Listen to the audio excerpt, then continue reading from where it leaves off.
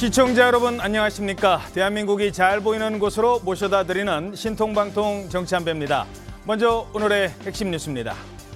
국민의힘 한동훈 비상대책위원장이 민주당과 이재명 대표를 겨냥한 발언을 이어가고 있습니다. 이번엔 이재명 대표의 범죄 의혹을 직격했습니다. 황병준 기자입니다. 한동훈 비대위원장이 이재명 대표의 범죄 사실을 거론하며 이 대표와 민주당을 싸잡아 비판했습니다. 민주당은 검사를 그렇게 싫어하면서 왜 검사도 아니고 검사 사칭한 분을 절대존엄으로 모시는 건지 저는 묻고 싶습니다. 이 대표가 지난 2002년 KBS PD의 검사 사칭 공범으로 유죄 판결을 받은 걸 언급한 겁니다.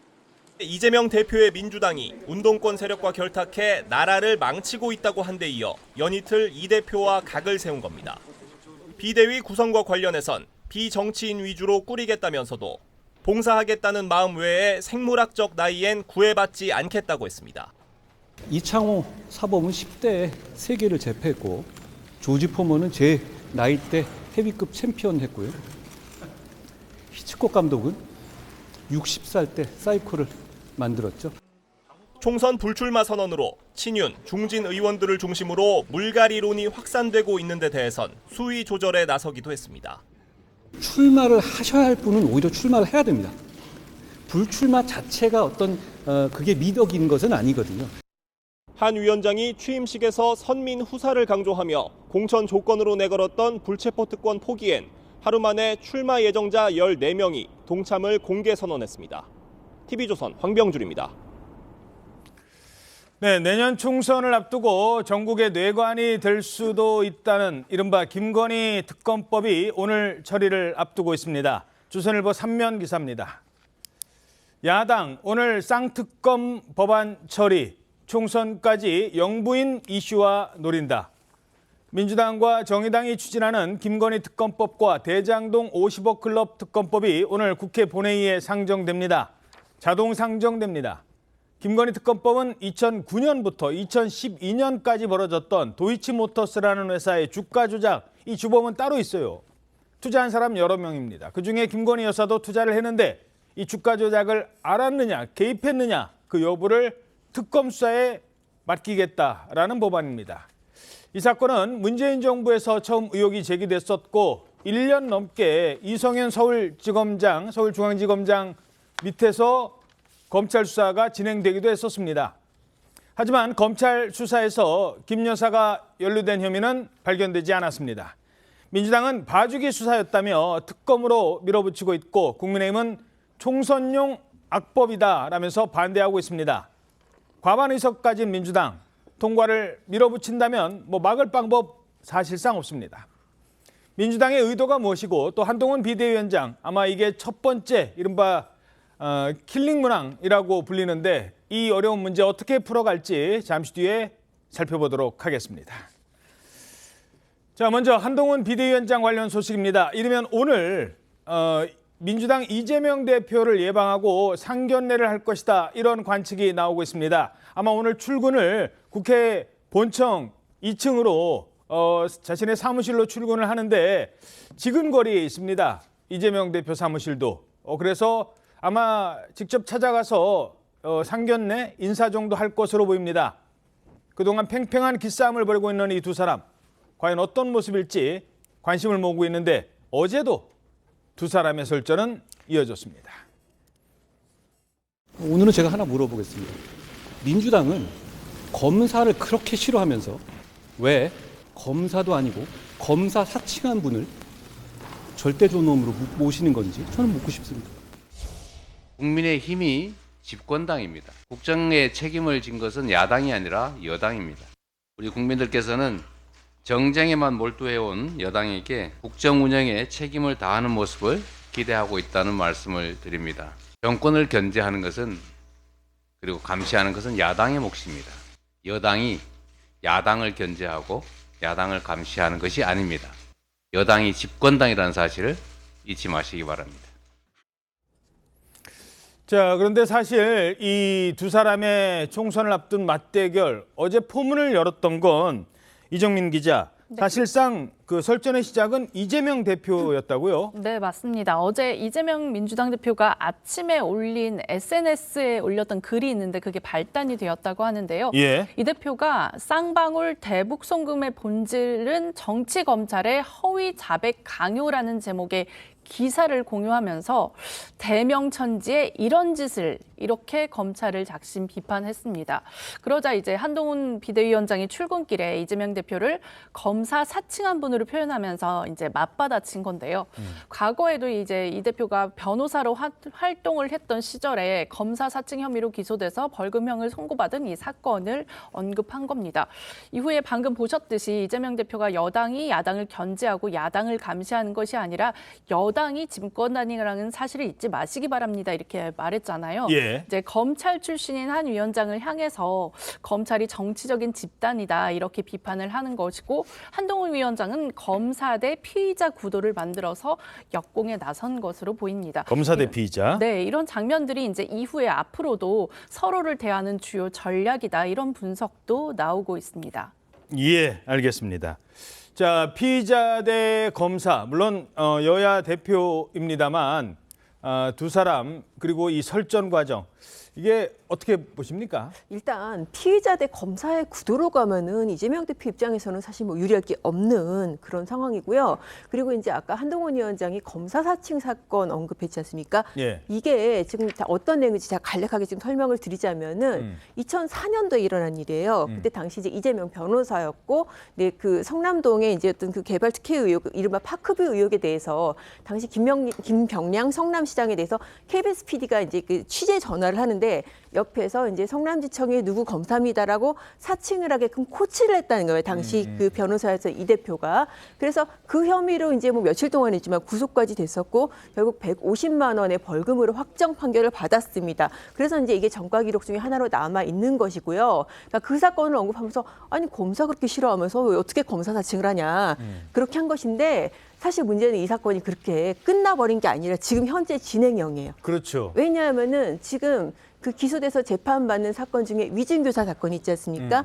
이 위증교사가 이 검사 사칭 사건하고 연관이 된 거거든요. 과거에 경기도지사 출마했을 때 이 지금 검사 사칭 전과에 대해서 해명을 했는데 나 그때 사칭 안 했다라고 한 부분이 이제 허위사실 공표로 이제 기소가 됐고 선거법 위반으로. 선거법 위반으로 기소가 됐고 그 사건의 증인에 대해서 그 사람 아무것도 모르는데 네가 이렇게 얘기해줘라고 했다는 게 지금 이번에 위증교사거든요. 예. 그러니까는 이 현재 진행형인 사건, 과거의 전과의 현재 진행형인 사건까지 한 번 더 언급했다는 점에서 사실 이재명 대표 입장에서는 굉장히 좀 아프고 화날 부분이 아닐까 그런 생각이 들었습니다. 예. 자, 이런 구도인데요. 어떻게 예. 보십니까? 뭐 한동훈 위원장 입장에서는 지금 야당이 지금 그러니까 현 정권을 검찰공화국이라고 지금 공격을 하고 있지 않습니까? 나름대로는 일종의 정면 돌파를 하겠다는 의지가 상당히 아마 담긴 나름대로의 정치적 의도가 지금 엿보이는데요. 저는 그런 생각을 해봅니다. 이게 그러니까 검사와 피의자의 구도라는 것은 예. 우리 같은 정치를 이렇게 관전하는 사람들이 이 나름대로 분석할 때 그런 이야기를 하는 것은 자연스러울 수 있지만 예. 이 당사자인 한동훈 비대위원장이 노골적으로 이 구도를 만드는 부분에 있어서는 아하. 정치적 득이 될 것인가 하는 부분에 고기가 갸웃거려진다는 것이죠.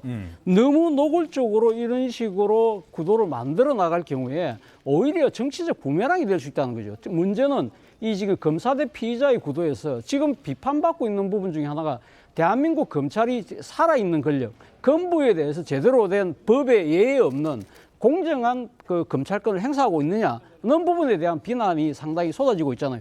그 결과 오늘 특검법이, 김건희 특검법이 오늘 국회 본회의에 지금 상정돼 있는 상황인데 이런 상황에서 검찰의 그 검찰권의 행사에 대한 여러 비판이 있는 상황에서 이런 식으로 이 검사에다가 초점을 맞추는 식의 행보가 맞느냐는 부분이고 또 하나는 오늘 아까 말씀하신 것처럼 지금 이재명 민주당 대표를 예방할 가능성이 높잖아요. 이것이 만약에 정치적 갈래라고 하는데 이 지금 그러면 한동훈 비대위원장은 검사 사칭을 하는 사람한테 왜 인사하러 가느냐 이런 식의 또 뭐랄까요 이 비판을 본인 스스로가 자초할 수 있는 것이거든요. 그렇기 때문에 이 구도 자체는 뭐 이 상당히 나름대로는 의도를 하고 있다 하더라도 이렇게 노골적으로 드러낼 필요는 저는 굳이 없지 않을까 하는 생각이 든다는 겁니다. 예.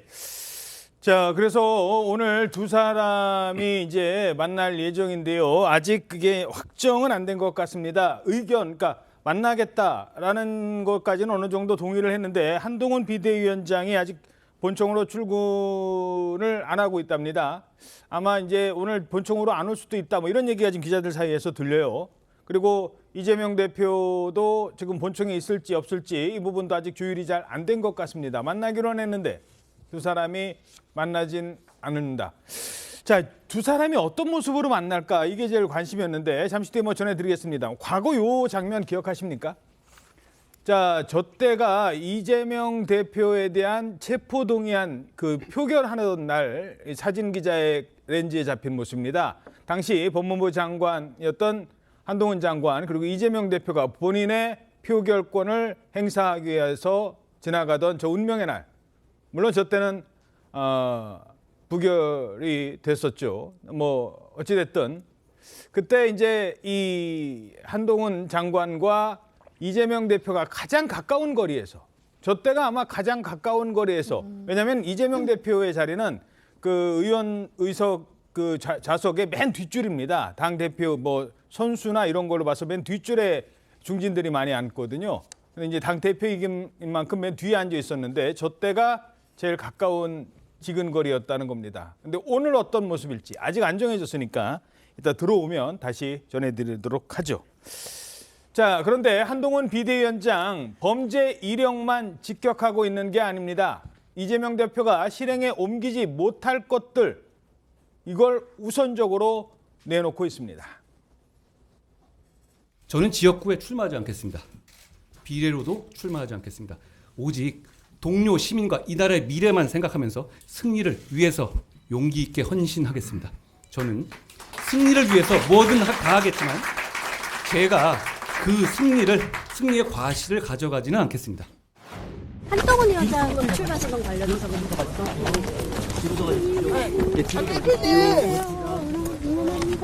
사진 하나 찍어요. 네, 고맙습니다. 닉네임 안부를 예, 기자도 물어봤어요. 한동훈 비대위원장은 불출마하는데 대표님은 어떻게 하실 겁니까? 그러니까 답변을 안 하고 불체포 특권도 사실 포기하지 않으면 공천을 안 주겠다까지 이쪽에서는 얘기하는데 이쪽에서는 말이 없고 이 구도가 상당히 불리할 수 있다는 겁니다. 불출마나 불체포 특권은 그 이재명 대표에게 가장 약한 부분이죠. 불출마 부분은 본인은 한동훈 비대위원장은 불출마를 하겠다고 했는데 이재명 대표는 그때 방탄 조끼를 입기 위해서 개항을 해 출마한다 이런 이야기들이 있었지 않습니까? 대선에 지고 나서 바로. 예. 그래서 거기서 약한 부분이 되는 것이고 불체포 특권은 더 약한 부분입니다. 이게 이재명 대표가 대선에서 공약 사항이었죠. 공약 사항이었고 그때 민주당 의원들이 전원 그 불체포 특권 포기를 뭐 의결을 하기도 했는데 실제 두 번의 영장 청구가 있었고 두 번 체포 동의안이 국회에 제출됐는데 조금 전에 나온 화면 그것도 한동훈 장관이 체포 동의안 제출 이유서를 설명을 하고 나서 그 직후예요. 그러니까 상당히 냉랭한 관계죠. 그렇죠. 네, 그리고 한동훈 장관이 두 번이나 그것을 설명을 했고 체포 동의안 제출 이유서를 설명을 했고 또 이재명 대표는 신상 발언을 했어요. 두 번 다. 그래서 두 사람 사이에 그런 관계가 있기 때문에 당시 상황입니다. 저 네. 냉랭한 관계. 그러니까 저 아주 냉랭한 그 직후죠. 한동훈 장관이 그것을 읽고 난 직후. 그렇죠. 그리고 이재명 대표가 본인의 그 신상 발언을 한 직후에 저런 장면이 잡힌 겁니다. 예, 투표하러 가던 예. 길. 그런데 어떻게 됐냐? 다시 보시면 1차 영장 때는 이것을 부결을 시켰죠. 부결을 시켰는데 2차 영장 때는 심지어 이재명 대표가 그 단식을 하면서 병상에 있으면서 나를 이것을 부결시켜 달라고 그 전날 호소문을 냈어요. 예. 그래서 아니 불체포 특권 포기한다더니 그 호소문까지 내는 그런 상황까지 갔기 때문에 이 부분을 그 한동훈 비대위원장이 콕 찍어서 일종의 그 허점을 공격한 그런 결과가 나온 거죠. 그렇죠. 자, 한동훈 위원장 오늘 뭐 이재명 대표와 만난다는 것으로 현재까지 알려져 있으니까 송사 여부는 잘 모르겠습니다만 두 사람을 비교하는 시간이 좀 되는 것 같습니다. 또 하나는 기자의 질문에 어떻게 답변하느냐라는 겁니다. 자, 근데 출근길 문답에서 한동훈 위원장은 피하는 질문이 거의 없습니다. 지금까지 쭉 보시면 웬만한 답변은 다 해요. 근데 이재명 대표 요즘 부쩍 들어서 이런 장면이 많다고 합니다. 정의찬 특보 부적격 관련해가지고 현역만 프리패스 아니냐 이런 비판 나오고 있는데요. 정성우 의원님이 한동훈 장관 나오면 땡큐라는 뭐 이런 당 지도부의 생각이 좀 1차원적 사고다 이렇게 좀 말씀하신 게 있는데 좀 어떻게 보시는지요? 민주당이 탄핵을 너무 남발하는 거 아니냐는 비판이 있는데 어떻게 보세요? 자, 국토 균형 발전은 우리 시대의 정말 핵심적인 과제라고 할 수 있습니다. 최근에 서울 팽창론이 공익을 위해서 중요한 일을 담당하는 공직자는 불편한 질문을 피하지 않아야 한다고 생각해요. 제가 어떤 질문이 들어올 때 국토 균형 발전이다라고 하고 도망가야 되겠습니까? 예. 자, 이제 저 점도 아마 한동훈 위원장이 파고들 만한 질문인 것 같은데, 자, 양경 기자, 뭐 현장 취재하는 기자로서 질문에 안 하는 것도 전략이긴 합니다만 매번 물어보는데 동문서답하면 힘이 빠질 것 같고, 이게 또 기자만 뭔가 그 기분이 나쁜 게 아니라 시청자들도 왠지 무시당한 느낌을 받거든요. 맞습니다. 지금 저기 그 한동훈 전 장관이 얘기한 국토 균형 발전이 이게 지금 어떤 맥락에서 나온 거냐면요. 앞서 기자들이 지금 민주당이 탄핵을 남발하지 않냐. 그 부분에 대해서 이 대표한테 질문을 했는데 거기에 대해서 국토 균형 발전 얘기를 한 거예요. 예. 완전 동문서답인 거죠. 이런 식의 동문서답 같은 경우에는 질문을 하는 사람에게도 물론이고 그 질문에 대한 답을 듣는 시청자한테도 굉장히 조금 무시당한다는 느낌을 주고요. 참고로 현장의 취재 관행을 제가 말씀을 드리자고 한다면은 저 질문들이 그냥 기자 개인의 생각이 아닙니다. 왜냐하면은 저렇게 인터뷰에 주요한 그 취재 인물들한테 접근할 수 있는 것도 모든 기자들이 접근할 수 있는 게 아니거든요. 현장에서 마이크가 따라붙을 수 있는 한두 명, 두세 명의 기자들한테 저 질문 권한이 주어지기 때문에 그 질문 사항을 기자들이 여럿 있는 어떤 단톡방이라거나 플랫폼에 같이 공유를 합니다. 그래서 뭐 부적절한 질문 같은 경우에는 빼기도 하고 이게 개인이 궁금증이 아니라 그렇죠. 일종의 공공재인 거예요. 대표해서 질문하는 거거든요. 그렇습니다. 그런 질문들에 대해서 저렇게 답을 하는 거는 차라리 답을 안 하니만 못하다 그렇게 말씀드리고 싶습니다. 예. 자, 뭐 그래서일까요? 민주당도 내부 분위기는 우리 이거 계속 이대로 가서는 안 되지 않나라는 것 같아요. 한동훈 위원장의 이른바 쇄신 바람이 심상치 않자 친명계 좌장이죠. 바로 이 의원도 이런 주장을 내놓기도 했습니다. 한동훈 바람이 여당의 공천 혁신 과정을 통해 갖고 일어난다고 하면 민주당도 거기에 대응해 갖고 상하는 정도의 공천 혁신이 있어야 될 것으로 보고 있습니다. 그다음에 공천이 다 끝난 이후에 어떤 한동훈 바람이 분다고 하면은 거기에 대응해서 민주당의 우리는 이재명 당대표도 그에 상응할 만한 또 나름의 결심도 해야겠죠. 간판 교체까지 그러니까 염두에 둘 수 저는 있다는 뭐 이재명 말씀이시죠? 당대 지금 단계에서 간판 교체라고 표현하기 적절치 않고 한동훈 비대위원장이 지휘하는 거기에 대응해 갖고 민주당이 바람이 일지 않는다고 하면 대표는 많은 것들을 고려해 봐야겠죠. 네. 자, 물론 정성호 의원의 발언이 좀 원론적인 측면도 있습니다만 저쪽이 바꾸니까 우리도 바꿔야겠죠 합니다만 이제 뭔가 바뀌려면 어떤 것들이 있을까요? 글쎄요, 뭐 정치는 상대적인 것이니까 만약에 한동훈 비대위원장이 이끄는 국민의힘이 상당히 혁신의 모습을 보일 경우에 만약에 민주당 아무것도 안 하고 있다고 한다면 상당히 불리할 수밖에 없잖아요. 그렇다고 한다면 아마 세 번의 고비가 저는 있을 거라고 보는데 첫 번째는 공천이죠. 공천이 말 그대로 지금 국민의힘이 혁신 공천을 통해서 뭐 소위 말하는 찐윤 인사라든지 또 검사 출신이 아니라 한동훈 비대위원장이 취임사 때 이야기했던 서민과 약자를 대변할 수 있는 새로운 인물들을 만약에 공천할 경우에 민주당도 뭔가 거기에 부응하는 대적할 만한 그런 공천을 할 수밖에 없잖아요. 그런 식의 아마 지금 정치적 행위가 반드시 있어야 될 것 같고 또 하나는 이제 불출마인데요.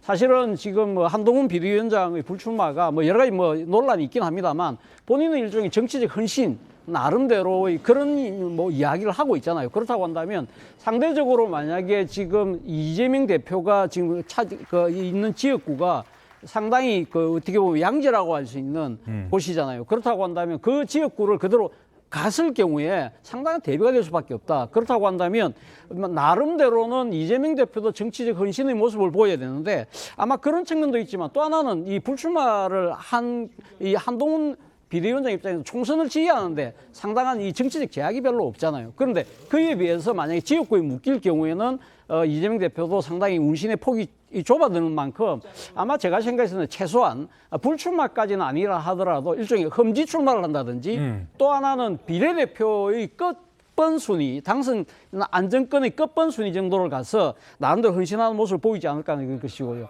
예. 마지막으로는 간판이에요. 사실은 이 지금 이 그 한동훈 비대위원장이 출마를 하든 안 하든 이제 한동훈 효과가 갖고 있는 이 정치적 파괴력이 만만치 않을 것이라는 것이 대다수의 관측인데 이것이 실제 여러 가지 지지율로 나타날 경우에는 이럴 경우에는 사실 이 지금 사법 리스크를 지고 있는 이재명 대표를 우리가 간판으로 계속 갈 수 있느냐 없느냐를 놓고 아마 당내 분란이 클 수밖에 없다. 그럴 경우에 이재명 대표 입장에서는 상당히 정치적 결단을 해야 될 순간으로 내몰 수도 있겠다는 생각이 듭니다. 예, 그래서 일각에서는 민주당도 비대위로 가자. 비대위라는 건 당대표의 사퇴를 전제로 하는 거니까 뭐 그런 목소리도 나오고 있습니다만. 자, 송국건 의원님, 이 지금 뭐 여러 가지 얘기 중에 뭐 불출마, 험지 출마, 인천 계양을 떠나야 된다. 아니면 비례를 하더라도 끝번으로 가야 된다. 이 중에 하나라도 좀 가능성이 좀 있어 보이는 게 있습니까? 없습니까? 어떻게 전망하세요? 그 점은 지금부터 한동훈 비대위원장이 어떤 행보를 보이느냐에 따라서 달라질 것 같아요. 한동훈 비대위원장이 그냥 어떻게 정말 컨벤션 효과로 이렇게 바짝 인기를 얻고 있는 것인지 아니면 등장을 하면서 여의도 사투리가 아닌 말들을 많이 썼잖아요. 그래서 상당히 그 주목도가 높은데 이 부분을 계속 실천을 해 나갈 경우에는 이재명 대표도 그냥 그 자리에 머물 있기가 어려워져요. 어허. 그 친명 자장이죠. 정성호 의원이 수평선 너머로 쓰나미가 밀려오고 있다 이런 이야기를 했지 않습니까? 그 쓰나미가 덮치는 것은 지금 친명 쪽이라는 이야기예요. 민주당 쪽에서도 친명을 덮치고 있다. 이재명을 덮치고 있다는 이야기이기 때문에 한동훈 장관이 계속 새로운 모습을 보여주면서 그전에 김기현 대표 대 이재명 대표 이 대결 구도와는 완전히 다른 그 구도가 굳혀지고 또 특히 검사 대 피의자 피고인 아니면은 뭐 이 7, 8, 9 대 86 이런 것이 고착화되면은 예. 이재명 대표 손절론이 당 안에서는 안 나올 수가 없어요. 여기다 또 이낙연 대표도 지금 신당을 만들겠다고 전 대표도 움직이고 있고 그렇죠. 또 사법 리스크 여전히 있습니다. 제가 예. 처음에 1차, 2차 영장 이야기했지만 3차 영장까지 이야기가 나오거든요. 대북 송금 아직 기소 안 한 것. 그래서 그런 것들이 종합적으로 작용을 하면은 총선 끝무렵에 총선 전국이 본격적으로 들어갔을 때는 한동훈 대 이재명이 아닐 가능성, 예. 한동훈 대 제3자일 가능성이 상당히 높습니다. 자, 지금 두 분의 그 여야 대표의 모습을 저희들이 이제 비교를 이렇게 해드리는 이유가 오늘 이제 상견례를 겸해서 만난다. 이걸 이제 한동훈 위원장이 먼저 치고 나갔거든요. 가서 인사드리겠습니다. 오지 말라고 할 상황은 아니에요. 그러니까 이제 만나기로는 했던 것 같은데 지금 몇 시에 만날지 오전에 만나는 걸로 알려줬다가 지금 오후로 다시 뭐 미뤄지는 것 같은 이런 분위기랍니다. 그래서 오늘 오전에는 본청으로 한동훈 위원장이 출근을 하지 않는다. 뭐 이렇게까지 지금 전해지고는 있어요. 자, 두 사람이 어떤 모습으로 만날지. 지금 화면 보면 두 분의 차이가 느껴지십니까? 두 분 다 안경을 쓰셨고 뭐 그러는데 어떤 차이가 느껴집니까? 두 사람의 나이가 10살 차이밖에 안 난다. 뭐 이런 얘기도 있고. 자, 근데 어제 기자들이 봤더니 이재명 대표 네. 뭔가 확 달라지고 나오셨다고요? 네, 맞습니다. 두 사람이 아까 방금 말씀하신 것처럼 한 10살 정도 차이가 나는데요. 계속해서 이 한동훈 그 비대위원장이 혁신, 뭐 파격 이런 세대 교체의 이미지와 비교가 돼서인지 이재명 대표가 어제 염색을 하고 나타났습니다. 어허. 이 대표가 이제 크리스마스 연휴 전 마지막 최고위원회에서는 그 회색빛 머리였는데요. 왼쪽이. 네, 맞습니다. 그런데 이제 어제의 모습이 오른쪽에 나가고 있죠. 어제 최고위원은 새까만 흑발로 나타났습니다. 예. 찾아보니까 이전에도 이재명 대표가 뭔가 중대 결심을 할 때마다 이렇게 염색을 하고 나타났었는데요. 지난 2021년 11월에도 그때 당시 민주당 대선 후보일 때 염색 후에 나타나서 이제 기자들이 묻자 우리 민주당도 변화해야 하고 나도 변해야 하고 저도 뭔가 바꿔보려고 하는 노력의 일환입니다. 이렇게 답변을 하기도 했었습니다.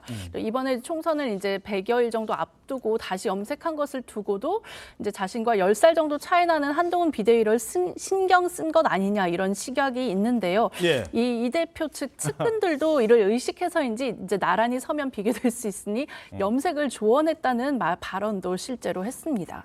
물론 염색은 젊은 사람도 해요. 저도 젊은 나이는 아닙니다만 저도 했어요. 뭐 많이 송 의원님도 여러 염색하신 겁니까? 저도 염색을 하는데 예. 염색은 주기적으로 하거든요. 예. 그런데 가령 이재명 대표 같은 경우는 그때 단식을 끝나고 나서 염색을 했었어요. 했었는데 이게 과연 주기가 돼서 염색을 한 건지 아니면은 한동훈 효과로 염색을 한 건지 그런 부분은 좀 아마 그 후보자 쪽이 좀 높을 거라고 봅니다. 한동훈 그 장관이 등장을 하고 뭐 86대 789 이야기가 나오고 하니까 아마 오늘 같은 경우에 또 같이 만나게 되면은 언론 카메라에 다 포착이 될 테고 그런 거 다 염두에 둬서 염색을 하지 않았나. 그러면은 지금 두 사람이 검찰 문제를 놓고 말싸움을 벌였는데 지금부터는 신경전도 두 사람이 본격적으로 시작이 됐다. 그렇게 볼 수가 있겠죠. 예. 염색 그러니까 왜 저희들이 혹시 해나 해서 말씀드리는 게 나이를 갖고 저희 따지자는 건 아니고 염색은 뭐 누구나 다 할 수 있다는 거예요. 정치인들이 염색을 그러니까 하는 경우가 일종의 뭐랄까 신비일전 뭐 그런 차원도 있지만 또 자신의 정치적 메시지를 드러내는 수단으로도 머리 모양색을 바꾸는 경우가 있는데 대표적으로 1987년 대선에 나왔던 당시 통일민주당의 김영삼 후보는 백발이었어요. 그때는 왜 백발이었냐면 본인이 일종의 민주투사로서의 투쟁력을 보여주기 위해서 그렇죠. 백발을 했고 뭔가 현장에서 열심히 일할 때. 근데 92년 신한국당 여당의 대표로 대선에 출마했을 때 그때는 민자당 대표입니다만 민자당 대표로 출마했을 때 본인이 내세웠던 캐치프레이즈가 신한국 창조였거든요. 새로운 그러니까 한국. 새로운 한국을 만들겠다고 해서 그 분이 머리를 완전히 백발해서 까맣게 염색을 하면서 좀 더 영하고 젊은 뭐 이미지로 바꿨는데요. 뭐 그런 뭐 이런 말 있잖아요. 여자의 변신은 무죄라고 하듯이 저는 뭐 정치인의 변신도 뭐 정치적인 목표를 위해서 한다고 한다면 굳이 우리가 뭐 왈가왈부할 필요가 있겠나라는 생각도 듭니다. 예, 저희들도 그런 차원이라는 점 말씀드리죠. 두 사람이 어찌됐든 지금 보고 싶은 거는 나란히 선 모습이에요. 그동안은 엇갈리고 뭐 이랬었는데 방송가에서는 이런 걸 투샷이라고 합니다. 두 사람이 나란히 선 모습. 오늘 볼 수 있을까 했는데 아직은 미지수입니다. 어제까지 상황은 이랬습니다. 이재명 대표 만나실 건가요? 야당 대표 당연히 찾아뵙고 인사드려야죠. 제가 예방해야 될 분들이 많이 계신데요. 의장님, 국회의장님 포함해가지고 그 관리에 따라서 그분들의 일정에 맞춰서 제가 가서 인사드리려고 합니다. 한동훈 비대위원장 예방을 하면 아마 지금 그 조율 중인데 내일쯤 만날 것 같습니다. 자, 결국 이 두 사람이 만남 자체가 중요한 건 아니죠. 만났을 때 무슨 얘기를 하느냐. 오늘은 상견례만 할 거냐 아니면 기싸움을 할 거냐. 자, 차지원 교수님 어떻게 예상하세요? 이게 두 사람이 그동안 어제만 해도 검사와 검사 사칭한 사람까지 막 얘기가 나왔잖아요. 근데 오늘 만나서 이거만 할 수도 좀 그러니까 없고. 이 기존의 여의도 문법은요. 그러니까 앞에 그러니까 마주치기 전에는 뭐 자기 이야기하면서 상대에 대한 여러 가지 공격도 하지만 바로 또 이렇게 본인이 앉아 그 다음 날 딱 서로 딱 마주칠 경우에는 뭐 마치 뭐 아무 일도 없었느냐 호하고 하하고 했는데 이게 여의도 문법이거든요. 근데 이 지금 한동훈 비대위원장은 여의도 문법과 여의도 어법을 쓰지 않겠다고 했기 때문에 본인의 생각대로 검사 사칭을 한 야당 대표에게 어떠한 모습을 보일지 본인의 속내를 감추지 않고 드러낼지 저는 이것이 우리가 오늘 지켜봐야 될 하나의 관전 포인트가 아닐까라는 생각이 드는데요. 진짜 그럴 수 있을까요? 저는 저조차도 상당히 고개가 갸웃거려집니다. 그럴 만한 지금 예상을 하시는 이유가 오늘이 오전에 만나면 오후에 김건희 특검법 처리하잖아요. 그걸 앞둔 상황에서 여야 대표가 만나는 겁니다. 모른 척할 수도 없고. 그래서 오전에 만나는 걸 조금 미룬다라고 하는데 그 얘기까지가 질문 드리죠. 자, 오전에 만나기로 했는데 만약에 불발됐어요. 오후에 김건희 특검법 처리됩니다. 김건희 특검법 처리된 다음에 여야 대표가 만난다? 그리고 그냥 웃기만 하고 아무 일 없었다? 그것도 상상하기 힘들거든요. 저도 그 가능성이 상당히 이제 안 만날 가능성도 저는 있다고 봅니다. 뭐 잠시 후에 또 만날지도 모르겠지만 일단 여러 가지 상황들을 보면 왜 안 만날 가능성이 있냐면 지금 국회 대표실에 나오지 않았다고 하죠. 국회 대표실이 2층에 같이 있는데 비대위원장실이 대표실입니다. 그 같이 있는데 국회 외에 또 여의도 당사의 대표실이 있거든요. 여의도 당사의 비대위원장실이 있어요. 아마 그리고 국회 당 대표가 원외일 경우는 원내에서 여러 가지 일이 일어나면 원내 대표가 주로 지휘를 하고 당 대표는 좀 빠지는 경우도 있어요. 그렇죠. 그런데 특히 오후에 이 김건희 특검법이 처리가 되는데 그 보나마나 거기서 상당한 고성도 오가고 논란이 있을 거거든요. 예, 뭐 입장을 할지 안 할지도 아직 그러니까 아니겠습니다만. 국민의힘 의원들이 전부 다 퇴장을 해버릴 수도 있어요. 예. 그런 상황이기 때문에 그 상황에서는 더구나 한동훈 장관이 이 국회 안 나올 가능성이 있습니다. 안 나오면 오늘 불발이 되면은 내일부터는 완전히 대체 전국이거든요. 거부권을 행사할지 안 할지 그것을 놓고 대체 전국이기 때문에 두 사람의 어떤 형식적인 상견례도 없이 바로 총선 전국에서 두 사람이 맞붙는 그런 상황이 올 수도 있죠. 물론 땡 시작할 수 있군요, 바로. 그렇죠. 인사도 하기 전에. 예, 그렇죠. 뭐 인사 없이 바로 그 대결을 시작을 할 수도 있는데 물론 이것은 지금은 한동훈 그 비대위원장이 선택할 문제예요. 이재명 대표가 선택을 하는 게 아니고 왜 그러냐면 인사를 하러 가는 상황이니까는. 예. 내가 새로 그 비대위원장을 맡았다고 제1야당 대표에게 상견례를 하러 가는 상황이라서 한동훈 비대위원장이 선택을 할 텐데 워낙 국회 상황이 긴박하게 돌아가기 때문에 무산될 가능성도 배제할 수가 없다는 이야기죠. 현재까지 알려지기로는 한동훈 위원장은 만나겠다라는 얘기를 했어요. 이재명 대표 측에서는 물론 박성준 대변인을 통해서 나온 얘기입니다만 조율 중이다라고까지는 했거든요. 만나겠습니다까지는 아닌 것 같아요. 그러면 뭐 만납니다라고 얘기했겠죠. 조율 중이라고는 안 했으니까. 지금 어디서 지금 얘기가 오가고 있는지 기자들이 취재하고 있으니까 뭐 이어지는 뉴스를 통해서라도 관련된 소식이 나오면 오늘 저희는 사실 준비하고 있었거든요. 9시쯤 만나면 지금 저희 카메라 기자 다 가 있었습니다. 근데 뭐 안 오나 보네 하고서는 다시 지금 철수를 했다는 얘기까지는 들리고 있어요. 자, 하지만 오후에 지금 이 국회 본청은요 아마 전쟁터가 될 수도 있을 것 같습니다. 총선을 앞두고 전국에 해기될 가능성이 아주 높은 김건희 특검법 바로 오늘 국회 본회의에서 자동으로 상정됩니다. 이재명 대표와 민주당 특검법 반드시 처리하겠다며 국민의힘을 강하게 압박하고 있습니다. 특검을 거부하는 자가 범인이다. 많이 듣던 말 아닙니까? 여당이 하던 말입니다. 대통령과 대통령의 부인을 지키는 호위무사를 자처하다 무대에서 사라질 것인지 정치인 한동훈이 어떤 태도를 취하느냐에 달려 있습니다. 반면 국민의힘에서는 총선용으로 기획된 악법이라며 강하게 반발하고 있습니다. 이 법안들은 사법적 정의의 실현과는 아무 상관이 없고 처음부터 총선용으로 기획된 국민주권 교란용 악법입니다. 이처럼 민주당이 선거 기간에 특검을 자기들 스피커로 삼아 윤석열 대통령 내외와 우리 국민의힘을 공격하겠다는 것이 본질인 것입니다. 자, 오늘 처리될 법안이고 법안은 뭐 아시다시피 과반 찬성이면 통과가 됩니다. 오늘 본회의 표결 어떻게 전망되고 있습니까? 아마도 이제 법안은 통과될 것으로 보입니다. 특별한 이견이 없지 않은 한은 지금 앵커가 말씀하신 대로 이 사건은 이제 일반 의안이기 때문에 제적과반수, 출석과반수 찬성이 있으면은 의결이 되고요. 지금 민주당이 167석으로 단독과반수입니다. 그러니까 뭐 혼자라도 통과시킬 수 있고 여기다가 정의당 6석까지 찬성을 하고요. 이 사안 같은 경우에는 이제 뭐 체포동의안 같은 경우에는 친명이냐 비명이냐에 따라서 이탈표가 나왔지만 이 사안은 뭐 성격상 뭐 그럴 사안도 아니고 그래서 아마 뭐 무난하게 통과되지 않을까 전망이 되고요. 그 통과를 전제로 해서 그래서 뭐 대통령실이라든지 국민의힘 쪽에서도 거부권 행사 얘기가 나오는 게 이제 아마 그런 상황을 반영한 것으로 보입니다. 예. 자, 결국 올해 마지막 본회의는 이렇게 특검을 둘러싼 여야 간 거친 충돌로 예상되는데요. 자, 대통령실과 한동훈 비대위원장 수용 불가 입장을 재차 밝히고 있습니다. 들어보시죠. 그 법을 통해서 4월 9일, 4월 8일, 4월 10일에도 계속 생중계를 하겠다는 거 아닙니까? 국민의 눈과 귀를 가리는 것이고 국민의 선택권을 침해하는 것이라고 생각합니다.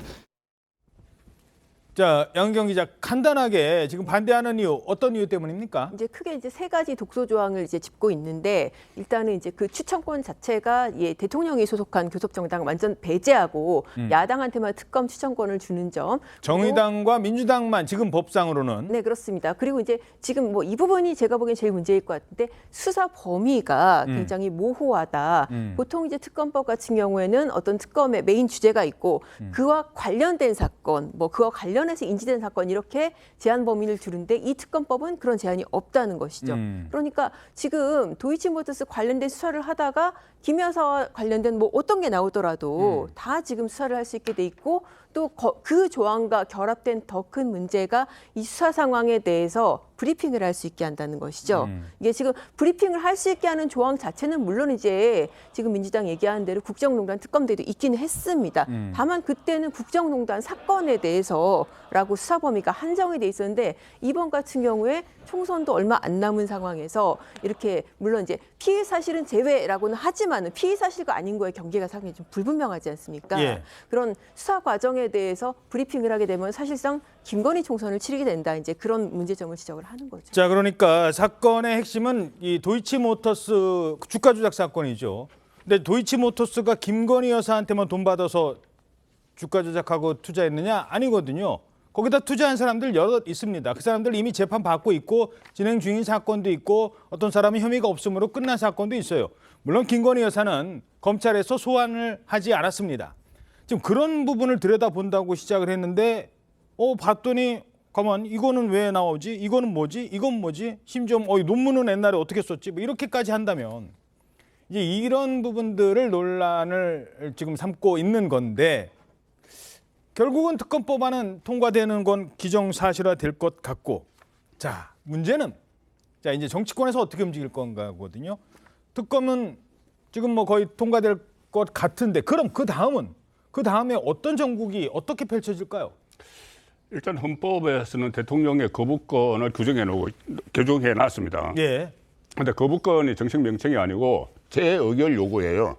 이것을 다시 재의결해달라고 15일 이내에 보내게 되면은 이게 그 1월 13일까지는 보내야 되거든요. 제2요구권을 행사를 하면. 그럼 이제 만약에 재의결을 하면 3분의 2까지 찬성을 해야지 이게 법안이 통과가 되는 겁니다. 3분의 2가 돼야 돼요? 네, 3분의 2죠. 지금은 1차에서는 과반수인데 3분의 2가 돼야 되는데 그러면 거부권을 행사하기로 이미 당정대 회의에서 결정을 했죠. 거부권을 행사합니다. 행사하는데 그 다음 절차가 어떻게 됐느냐. 그러면은 그냥 거부권을 그냥 행사를 하면 역풍이 있겠죠. 배우자의 문제이기 때문에 역풍이 있기 때문에 저는 이 보완 조치, 보완 장치를 달아서 저는 거부권을 행사를 할 걸로 봅니다. 15일 이내니까 1월 13일까지 거부권을 행사하면 되거든요. 그 사이에 지금 신년 기자회견을 준비하고 있는 걸로 압니다. 윤석열 대통령이. 그럼 신년 기자회견에서 이 이야기를 하지 않더라도 기자들 질문이 나오면 답변을 하겠죠. 답변을 하면은 이 특검법의 부당성, 이게 과연 특검거리가 되느냐 이런 겁니다. 가령 예를 들어서 최순실 특검 같은 경우는 최순실 씨가 징역 18년 받고 수많은 사람이 구속됐어요. 그런데 여기는 만약에 김건희 여사가 이 기소가 되더라도 벌금 아니면 무죄예요. 이걸 가지고 최순실 특검 때처럼 똑같은 규모로 81억 원 국고를 들여서 이건 부당하다는 이런 설명을 하면서 그 설명뿐이 아니고 아마 보완 조치를 또 밝힐 수가 있습니다. 뭐 특별감찰관제를 조속히 도입하겠다든가 제2부속실을 설치하겠다든가 이런 그 국민이 납득할 수 있는 조치를 취하면서 거부권의 행사를 하겠죠. 그럼 이제 재의결로 가는데 재의결은 언제까지 이제 시간 제한이 없어요. 그래서 일부에서 나오는 이야기는 국민의힘 공천이 거의 마무리되는 시점에 탈락자들을 다시 투표하도록 그 시점에 재의결을 하면은 이게 3분의 1을 넘길 수도 있다. 이런 이야기가 나오지 않습니까? 그런데 거기에 대해서 국민의힘은 또 전략이 있어요. 아예 투표장에 국민의힘은 안 들어가는 겁니다. 안 들어가면은 그 국민의힘 이탈한 사람들이 자기가 그러면 다른 사람 다 안 들어가는데 내가 이것을 가결시키려고 들어가면 그 사람이 누군지 다 알려져 버리는 거죠. 이게 무기명 투표지만은. 그래서 이게 앞으로 여러 가지 이 전략과 수가 막 충돌을 할 거예요. 뭐 지금 말씀하셨으니까 조금 이제 나중의 일이라 조금 어렵습니다만 그래서 민주당이 그 시점을 국민의힘 공천 정도 결과가 어느 정도 나왔을 때 그럼 공천 탈락한 사람들이 있을 거 아닙니까? 그분들은 현역 국회의원이고 그분들은 아직까지 국민의힘 소속이에요. 자, 그런 분들의 어떤 이탈표를 노린다. 그 이탈표를 노리는 건데 제가 말씀드린 대로 이게 무기명 투표이기 때문에 국민의힘이 전부 다 들어가서 무기명 투표하면은 국민의힘에서 누가 이탈했는지 모르잖아요. 그러니까 국민의힘은 다 안 들어가는 거예요. 그래서 아예 안 들어갔는데 그러면도 불구하고 들어가는 사람은 이탈표죠. 그러면 그 사람은 앞으로 국민의힘 안에서 계속 정치를 해야 되는데 본인의 유권자들에게 내가 이 김건희 특검법 찬성하러 들어갔다 이렇게 되잖아요. 근데 그게 옛날에 이재명 대표 그 체포동의안 처리할 때 민영배 의원이 제시했던 아이디어라서 글쎄 그건 논란이 좀 있을 것 같아요. 그래서 그때 얼마나 욕먹었었는데요, 민영배 의원. 어떻게 전망하세요, 앞으로 정부? 예, 뭐 말씀하신 대로 할 가능성이 저는 뭐 여건에서 그렇게 준비를 하고 있지 않나 하는 생각이 드는데 문제는 그렇게 진행했을 경우에는 그러면 이번 총선에서 방탄당이 가면 누가 될까요? 이재명 대표의 사법 리스크를 방탄하는 당이라고 민주당을 이제껏 공격을 했는데 쉽게 말하면 국민의힘은 김건희 방탄당이 되잖아요. 그 방탄의 이미지가 훨씬 더 아마 제 생각에는 정치적으로 후과가 더 큰 것이 저는 국민의힘이 될 가능성이 높다는 생각이 들거든요. 바로 그 때문에 한동훈 비대위원장이 이 상황을 저는 좀 상당히 좀 이렇게 비상하게 받아들이고 고민할 필요가 있다는 생각이 들어요. 어차피 오늘 지금 통과되는 법안은 일단 지금 뭐 한동훈 비대위원장이 손을 댈 수가 없어요. 예. 그거는 뭐 수정할 수가 없잖아요. 그냥 통과가 되는 거예요. 그리고 대통령이 지금 이 여러 가지 독소 조항이 있기 때문에 거부권을 행사할 수 있다고 봅니다. 근데 문제는 제2를 요구를 했을 경우에 이럴 경우에 한동훈 비대위원장이 정치적 역할을 해야 된다는 거예요. 예를 들면 좋아. 이 김건희 특검을 하는데 단 조건이 있다.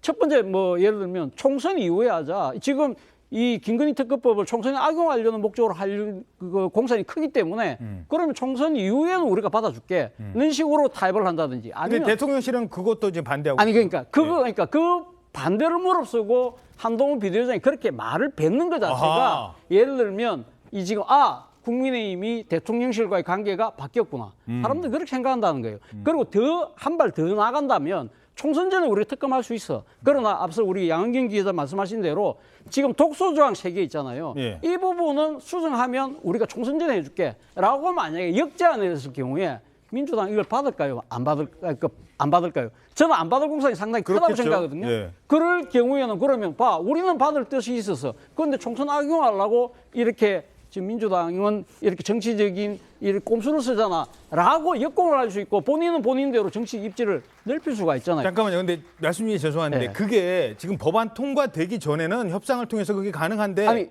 통과되거나 제2의결 요구를 할 때 여야가 합의로 수정안을 내서 하면 돼요. 나중에 그러니까 거부권 행사하고 그다음에 제의할 때. 제의할 때. 그 여야가 합의해서 법은 언제든지 통과시킬 수 있기 때문에 그거는 빨리 할 수 있잖아요. 여야 합의만 되면 금방 할 수 있으니까. 예. 그거는 총선 전에 충분히 가능할 수 있는 이야기거든요.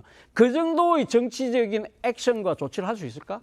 저는 상당히 많은 사람들이 지금 한동훈 비대위원장이 기대를 갖고 있는 분들이 상당히 이런 모습을 좀 보고 싶어 하지 않을까 하는 생각이 든다는 거예요. 그런데 지금 말씀하신 그거는 제가 볼 때는 여의도 문법이에요. 여의도 문법이고 한동훈 장관 생각은 한동훈 비대위원장 생각은 아니 악법이라고 규정을 했지 않습니까? 그리고 악법이라고 규정을 했는데 이게 총선 끝나면 악법이 아닌 게 되는 건 아니잖아요. 총선 끝나도 악법이죠. 그래서 저는 언론에서 한동훈 비대위원장의 그 멘터, 그 법은 일반적으로 다 적용이 돼야 된다. 이런 일반론적인 이야기를 한 건데 그걸 학대 해석해서 총선 후 이렇게 해석을 하던데 그건 저는 한동훈 비대위원장의 생각은 아닌 것 같아요. 아니, 제가 한 말씀만 드리면 한동훈 비대위원장이 악법이라고 하면서 그 이유가 뭐냐면 총선에 악용한다는 거거든요. 그러니까 총선에 악용하지 않도록 독소조항을 바꾸고 한다면 그거는 강화할 수 있는 법이지 않을까 하는 생각이 든다는 겁니다. 예. 자, 그런데 오히려요. 지금 민주당에서 추진하고 있는 거는 바꾸기는 하는데 어떻게 바꾸느냐 더 확실하게 민주당 입장에서는 아예 못 바꾸게 바꾸는 조항이 몇 개 있습니다.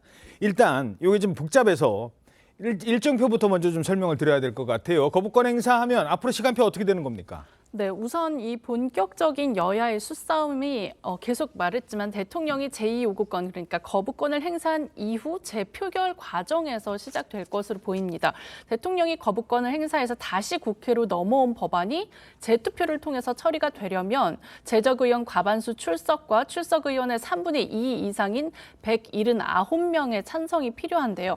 예를 들어서 양곡관리법과 간호법 등의 경우 야권만으로는 정족수가 부족해서 재표결 과정에서 최종 폐기된 바가 있습니다. 하지만 이제 민주당은 김건희 특검법의 경우 이제 재의결 표결에서 통과될 가능성이 있다고 보고 있고 내년 초 공천 경쟁에서 이제 아까 말씀하신 것처럼 밀려난 국민의힘 현역 의원들이 다수 발생하면 이들이 이제 당론에 반기를 드는 이탈표가 될 수 있다는 계산 때문인데 이 재의결 표결은 헌법과 국회법상 시간 제한이 없습니다. 시간 제한이 없어요? 네, 시간 제한이 없기 때문에 그럼 언제 해도 된다? 그렇습니다. 특히 재표결은 이제 무기명으로 이제 진행된다는 점도 변수로 작용하고 민주당은 그렇기 때문에 여당에서 이탈표가 생기는 이런 정략적인 시점에 대해서 좀 시나리오를 검토 중이지 않을까. 아, 그러면 일단 거부권 행사하고 가만 놔뒀다가 내년 4월 총선 앞두고 3월 말쯤 자, 다시 이제 제2결 어떻게 될까? 자, 이때까지 아까 말씀하신 것처럼 국민의힘에서 공천 못 받은 몇몇 의원들 나오고 그럼 이분들은 찬성할까 말까? 지금 이른바 민주당에서 비명계 표결 어떻게 가나? 뭐 이런 얘기 하듯이 계속 이제 그렇게 몰고 갈 수 있다는 겁니다. 그러면 아까 얘기한 것처럼 방탄은 누가 하는데 이제 이런 프레임으로 갈 수도 있다는 겁니다. 그리고 또 하나만 더 짚어드리면 자, 이 아까 이제 저희들 그래픽 있는데 그거 찾는데 좀 시간이 걸 것 같아요. 그 교섭단체에 소속되지 않는 대통령이 속하지 않은 정당, 교섭단체 중에서 거기서 추천한다 이런 조항이 있거든요. 자, 이 얘기는 뭐냐면 민주당이라는 얘기예요. 쉽게 말해서 대통령이 소속되지 않은 교섭단체에 속한 정당, 20석 넘는데 대통령 없는 정당, 민주당밖에 없잖아요. 그거를 지금 법안에다 넣어놨거든요. 바로 저 조항입니다. 대통령이 소속했던 교섭단체, 그런데 이게요, 대통령이 탈당을 해버리면 그럼 대통령 안 속했네. 그러면 국민의힘도 그 교섭단체가 되네. 그럼 국민의힘에 추천하면 되겠네 했는데 그럴까 봐. 자, 양은경 기자 설명해줘. 그럴까 봐 또 미리 바꿔놓은 거잖아요. 네, 그렇습니다. 원래 원하는 대통령이 소속한 교섭단체. 그러니까 저걸 뒤집어 해석하면 앵커 말씀대로 대통령이 탈당하면은 국민의힘도 추천권을 갖게 되는 거거든요. 그렇죠. 그걸 막기 위해서 대통령이 소속됐던, 됐거나 됐던. 그러니까 됐었어도 안 돼. 맞습니다. 대통령이 탈당해도 추천권은 원천 배제하겠다. 그런 방식으로 이제 법을 고치겠다는 겁니다. 예. 자, 알겠습니다. 자, 그러면 어떻게 될지 오늘자 조선일보 3면 보도록 하겠습니다. 자, 그동안 문재인 정부의 검찰이 무려 19개월을 수사했다. 하지만 김건희 여사 혐의점은 나오질 않았다라는 겁니다. 양은경 기자, 요거 좀 설명을 해드릴 필요가 있을 것 같아요. 그때 이 사건 배당이 어디로 됐고 그때 누가 수사 지휘를 했던 겁니까? 서울중앙지검의 반부패 수사 2부에 배당이 됐습니다. 반부패 수사부라고 한다면 이제 과거 특수부죠. 이른바 검찰에 잘 드는 칼입니다. 여기에서 당시에 이른바 친문 검찰이라고 평가받던 이성윤 중앙지검장이 있었고요. 이성윤 중앙지검장이 이제 직접 꾸린 그 수사팀의 수사들이 이제 수사를 담당을 했었습니다. 그러니까 제가 알기로는 그때 당시에 그 수사 검사들이 단순히 뭐 친문 검사라서 그걸 맡은 게 아니고 왜 정권을 불문하고 특수수사 잘하는 사람들이 있거든요. 지금도 상당한 지위에 가 있는 이제 그런 특수검사들인데 그런 검사들이 수사를 맡아서 이제 19개월을 수사를 해서 관련자들을 기소를 했습니다. 그 권오수 도이치모터스 회장이라든지 당시에 주가 조작에 가담했던 사람들을 다 기소를 했고 유죄 판결 1심에서 나오고 2심 진행 중인데 권오수는 유죄 판결 나왔어요. 그렇습니다. 근데 이제 김건희 여사가 뭐 소환도 안 되고 기소도 안 된 거는 이게 구조가 다르기 때문에 왜냐하면은 기소가 된 사람들은 그 도이치모터스 회장이고 그리고 이른바 주가 조작 선수라고 해서 직접 거래 행위에 가담한 사람들이거든요. 그러니까 주범들이에요. 네, 맞습니다. 거기다 돈 이른바 투자한 사람들은 어떻게 됐어요? 지금 재판 과정에서. 투자한 사람 중에서는 지금 기소된 사람이 지금 거의 없는 상황이에요. 왜냐하면은 투자를 하고 계좌를 빌려준 사람들은 이른바 이 주가 조작 선수들하고 공모 관계가 인정이 돼야 되거든요. 예. 직접적으로 뭐 지시를 하든지 자 이때 뭐 때려 부어서 팔아라 뭐 이런 식으로 이제 지위가 있다든지 그런 공모 관계가 인정이 돼야 되는데 그게 없으니까 사실 친문 검찰에서 제대로 수사를 못한 거죠. 그러니까요. 우리가 일반적으로 주식 투자할 때 뭐 1인 매매라는 것도 있고 여러 가지 하지 않습니까? 창구에 가서도 물어봐요. 자, 이거 그러면 창구에서는 당연히 수익률이 얼마고 올려줄게. 돈 많이 불려줄게. 이제 그래서 가져가는 건데 그걸로 주가 조작을 하려고 했는지 이게 주가 조작인지 아닌지 그럼 나머지 사람들도 같이 투자했던 분들도 다 특검 조사 대상이 돼야 되는 건가? 이런 의문점이거든요. 네, 맞습니다. 사실 이제 계좌주, 이른바 뭐 전주 같은 사람들 같은 경우에는 이 사건뿐만 아니라 다른 주가 조작 사건에서도 마찬가지로 이 선수들하고의 직접적인 공모 관계가 인정되지 않으면은 이게 수사가 범위가 너무 넓어지니까 수사가 안 되는 게 그동안 관행이긴 했습니다. 예, 뭐 이 정도로 전해드리고요. 이건 이제 법리적 문제고 앞으로 이제 통과가 된 이후에 또 따져볼 문제이긴 합니다. 중요한 건 지금 아까 이제 지적을 하셨어요. 지금의 구도는요. 한동훈과 이재명의 구도는 검사 대 피고인 구도예요.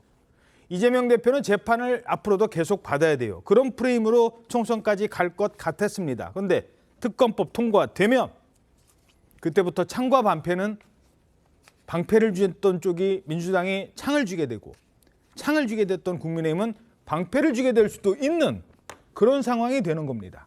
어떻게 분석하십니까? 그러니까 제 의결까지 돼서 정말 그 3분의 1을 넘어서 특검이 실시가 된다. 이 상황을 말씀하시는 거지 않습니까? 뭐 그 전 과정도, 재의결 과정도. 어쨌든 이 특검이 실시되는 것은 국민의힘 입장에서는 무조건 막아야 돼요. 이 막아야 되는 이유가 아마 그 이규철 특검보라고 생각이 나실 겁니다. 최순실 특검할 때 이규철 특검보가 매일매일 브리핑을 했어요. 브리핑을 해서 이것저것 전부 다 꺼내서 이야기를 했습니다. 나중에 그것이 사실이 아닌 걸로 확인된 것도 많아요. 그런데 이번에도 또 특검부 한 사람이 매일매일 브리핑을 하게 되면은 이 여러 가지를 꺼낼 거예요. 아마 이게 인지된 사건이니까는 최근에 논란이 되고 있는 뭐 명품, 백 이런 것까지 다 이야기를 하게 될 텐데 그게 총선 때까지 계속 그 나와서 그 유권자에게 영향을 미치는데 총선이 끝나고 나서 그게 아니라는 것이 드러나 버리면 이거는 국민의힘 입장에서는 과거에 그 김대호 병풍 사건처럼 되는 거예요. 대선 끝나고 나서 그거 아니라는 게 드러났지 않습니까? 그런데 그때 대선 끝나버렸잖아요. 예. 이 상황을 어떻게든 막아야 되기 때문에 제가 조금 전에 말씀드린 대로 제 의결까지 가면은 이 빠져나오는 그 방법까지 생각을 하는 겁니다. 그런데 타정 교수께서 그것은 그런 방탄이다 이렇게 말씀을 하셨는데 이재명 방탄과 이 지금 국민의힘이 시도하는 방탄은 뭐를 방탄하려는 건지 그건 완전히 다른 거예요.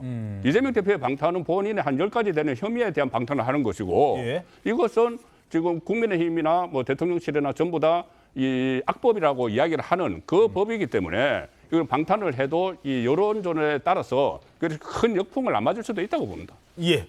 어떻게 보십니까? 홍준표 대구시장이 어제 이런 글을 올렸어요. 그러니까 김건희 특검과 관련해서 윤 대통령이 진퇴양난에 빠졌다. 저희도 그래픽 준비한 거 있습니다. 예, 받아들이면 사상 초유의 사태가 생기고 거부하면 국민적 비난이 가중될 거라고 이야기했거든요. 이렇게 이야기하는 이유는 우리가 아까 검사 대 피의자의 구도 이야기했잖아요. 예. 이 검사가 소위 말하는 이제 여건이라고 생각하면 이 검사가 뭘 이야기를 하죠? 공정과 상식이라는 윤 대통령이 그 정치에 들어오면서 내걸었던 이 가치를 지금 대변한다고 저는 생각을 해요.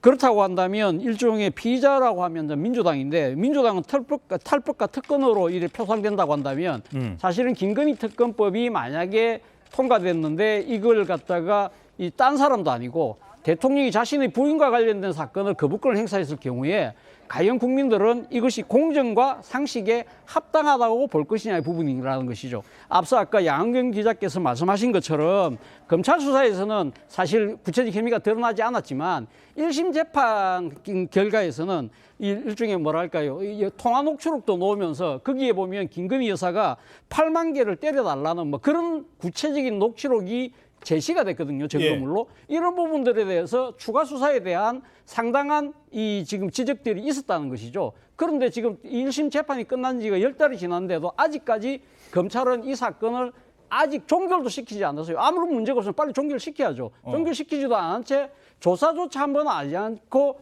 눈치만 보고 있는 형국 때문에 국민들이 더 분노를 하는 것이 아닐까라는 생각이 든다는 겁니다. 예, 알겠습니다.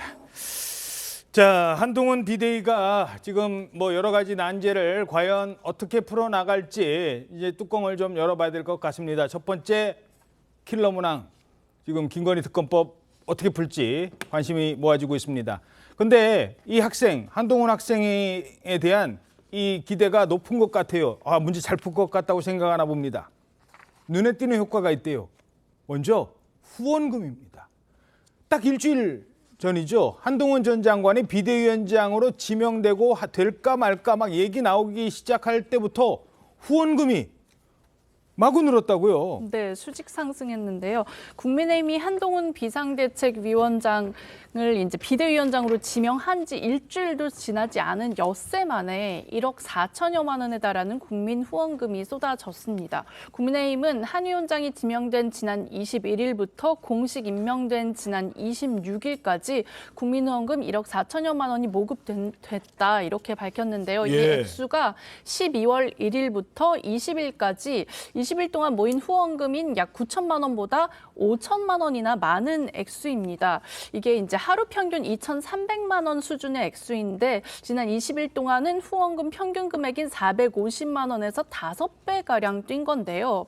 또 이들 후원금에는 또 한 비대위원장을 응원하는 메시지도 있었다고 하는데요. 한동훈 응원한다, 뭐 힘내라, 파이팅 이렇게 한 위원장을 비대위원장직을 잘 수행해달라는 기대감이 담긴 이런 메시지들도 함께 담겨 있었다고 국민의힘은 전했습니다. 예, 짧게요. 어떻게 분석하십니까, 이 현상? 이게 수치로 나타나는 한동훈 현상이죠. 수치로 나타난 거예요. 그런데 이것이 지속될 것인지 아닌지는 또 이것도 한동훈 비대위원장 앞으로 하기 나름인데 저는 이게 의미가 있다고 보는 것이 이렇게 되면 당원 확장으로도 또 갈 수 있어요. 예. 당원 확장으로 가게 되면 그것은 선거에 실질적인 도움이 되는 것이고 또 기꺼이 이 한동훈 응원을 위해서 돈을 냈다고 하면은 책임 당원 등록도 할 수가 있는 것이거든요. 매달 돈을 내는 예. 책임 당원을 한동훈 위원장이 많이 확보를 하면은 좀 먼 훗날의 이야기지만은 나중에 대선 후보 경선할 때도 든든한 후원권이 될 수가 있겠죠. 예, 알겠습니다. 그런데요, 이 사람도 그랬었습니다. 이 사람도 처음에 당대표 됐을 때 후원금 늘어나고 당원들 많이 늘었습니다. 그런데 어제 국민의힘을 떠났습니다. 이준석 전 대표, 정치 입문 12년 만에 탈당을 선언했습니다. 저는 오늘 국민의힘을 탈당합니다. 동시에 국민의힘에 제가 가지고 있는 모든 정치적 자산을 포기하겠습니다. 대통령과 당대표가 모두 군인인 시절을 겪어내고 이겨냈던 우리가 왜 다시 한번 검찰과 경찰이 주도하는 정치적 결사체 때문에 중요한 시대적 과제들을 제쳐놓고 극한 대립을 강요받아야 합니까? 보름달은 항상 집니다. 그리고 초승달은 항상 차오릅니다. 앞으로 저만의 넥스트 스텝을 걷겠습니다. 자, 보름달은 진다. 뭐 지금 차오른 것 같지만 이제 시간이 가면은 줄어든다. 초승달은 시간이 가면 점점 커진다. 자, 이러자 어떤 평론가가 이런 얘기를 하더군요. 달이 떠서 밤이 되는 게 아니라 해가 져서 밤이 되는 거라고. 자, 지금은 해가 질 때까지 달은 기다려야 될지도 모르겠습니다. 이 정치인 이준석 어제 탈당을 했습니다만 아직 정치 끝난 건 아니고 새로운 도약을 준비하고 있는데 어떻게 평가하십니까? 글쎄요. 그러니까 지금 상당한 또 나름대로의 정치적 실험에 이제 지금 나선 것인데 그 전망은 그렇게 그러니까 밝아 보이지는 않습니다.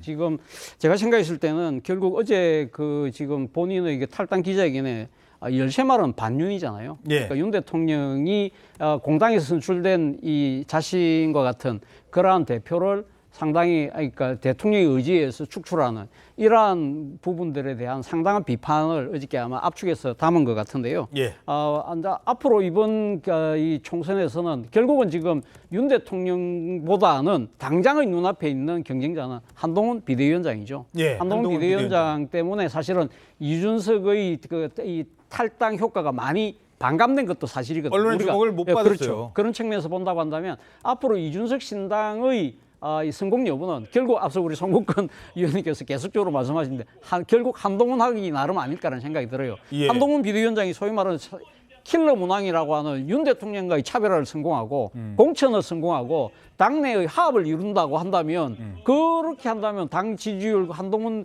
위원장의 지지율이 하늘을 찌르겠죠. 그럴 경우에는 사실 이준석 신당이 자리할 공간은 거의 없다고 봐요. 그러나 그것이 반대일 경우에는 이준석 신당이 상당히 나름대로 정치적 공간을 넓혀 나갈 수 있는 기회와 여지를 저는 만들 수 있다는 생각도 듭니다. 어제 저희들이 이 천하 용인 중에 그래도 몇 명은 같이 탈당하겠지라고 선언을 하겠지라고 했는데 한번 보시죠.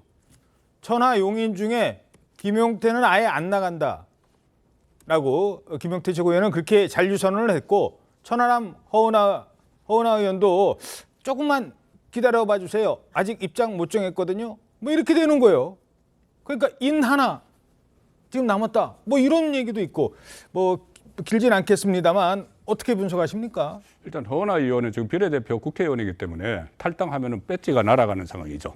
그래서 신중하게 생각을 할 것이고 저는 지금 조금 전에 차정 교수께서 이것이 또 이준석의 앞날도 한동훈 하기 나름이라고 했는데 저는 그 전혀 별개라고 봅니다. 이준석의 행보에 한동훈의 그 행보가 영향을 안 미칠 거라고 봐요. 그만큼 이 파괴력이 생기지가 않는다는 이야기입니다. 이준석 전 대표는 국민의힘 안에 있을 때 이준석 전 대표의 가치가 빛나는 거예요. 국민의힘 안에서 당대표까지 했고 또 국민의힘 안에서도 윤석열 대통령과 어떻게 보면은 막 맞서는 이런 모습에 응원을 하는 사람들이 있습니다. 그리고 또 민주당 쪽에서도 이준석이 국민의힘 안에서 이렇게 하는 모습에 대해서 응원을 하는 사람들이 있어요. 국민의힘 안에 있을 때. 예. 그런데 국민의힘 안에서 이준석 전 대표가 밖에 나와서 신당을 만든다고 하고 지금 금태섭 의원과도 할 수 있다, 양향자 의원과도 할 수 있다 이렇게 하는 순간에 저는 그 이준석 전 대표의 그 한계가 그대로 노출될 것이라고 보기 때문에. 금태섭과 손잡는다, 양향자 손잡는다 하면 안 된다? 아니 그게 아니고 안 된다는 것이 아니고 예. 국민의힘 안에서 움직였을 때 이준석의 가치가 있다는 것이죠. 국민의힘 밖에서 나와서 제3지대를 이야기할 때 그때는 그 이준석 전 대표는 이미 유승민, 김무성 의원을 따라서 한번 나갔다 들어온 적이 있어요. 예. 나갔을 때 실패했지 않습니까? 그렇죠. 바른정당. 그래서 그 결국은 국민의힘에서 나갔을 때는 이준석 효과는 저는 거의 이준석 그리고 본인이 초승달이라고 했는데 지금 초승달은 한동훈이죠. 이준석 전 대표는 12년 동안 정치권에 있었습니다. 그렇기 때문에 그 한동훈의 움직임이 이준석 대표의 앞날의 변수는 저는 안 된다고 보고 예. 따로 간다고 보죠. 예, 또 다른 상현달도 있고 하현달도 있습니다. 기우는 달이 있고 코오르는 달도 있어요. 자, 이 정도만 하죠. 자, 그런데 한동훈 위원장의 어제 뭐 취임사 쭉 봤더니 그저께 운동권과의 그 이른바 86 세력과 싸우겠다 이 얘기를 했었잖아요. 근데 바로 그 다음 날 민주당이 마치 보란 듯이 86 운동권 인사를 총선 인재로 영입합니다. 그것도 누구? 천안함이. 천안함 사건이 선체 결함이다. 우리 잘못이다. 그래서 침몰했다라고 주장했던 그 인물이었습니다. 대한민국의 국익을 위해 외교 안보 분야에 발군의 실력을 발휘해 줄 것으로 기대하는 우리 박선원 박사님 환영합니다. 군사력은 기본이며 하나의 수단일 뿐입니다. 싫다고 대들어도 그걸 돌려 세워 우리 편으로 만드는 것이 외교 안보의 능력입니다. 2월 말 3월까지 한미연합훈련 전후 한반도 평화 확신할 수 있습니까? 성 쓰고 뭔가 기도하진 않겠지요. 동아일보 사면 보시지요. 자, 바로 국정원 전 차장을 역임했었죠. 박선원 전 국정원 차장. 자, 천안함 관련해서 구체적으로 어떤 발언을 했던 겁니까? 이정민 기자, 지금 어떤 발언이 문제가 됐던 거예요? 네, 민주당이 내년 총선 4호 영입 인재로 합류한 이 박선원 전 국정원 1차장이 지난 2010년 당시 천안함 사건을 두고 천안함 사건은 과거 우리 측이 깔아놓은 기뢰를 격발시킨 게 아닌가 생각한다 이렇게 말해서 국방부로부터 고소를 당했었습니다. 아하. 검찰에서는 허위 사실 적시로 보기 힘들다며 무혐의 처분을 내렸었는데요. 예. 박 전 처장은 노무현 정부에서 청와대 통일 외교 안보 전략비서관을 또 문재인 정부에서는 국정원 기획조정실장 등을 지냈습니다.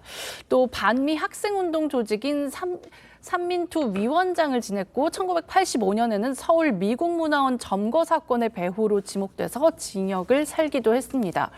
이재명 대표는 앞서 지난 6월에도 천안함 사건을 자폭이라고 주장했던 이래경 씨를 혁신위원장에 임명해서 천안함 유족회 등 당시 유족들이 상처를 헤집는 말을 하는 인사들을 종용한다며 분노를 사기도 해서 논란이 됐었습니다.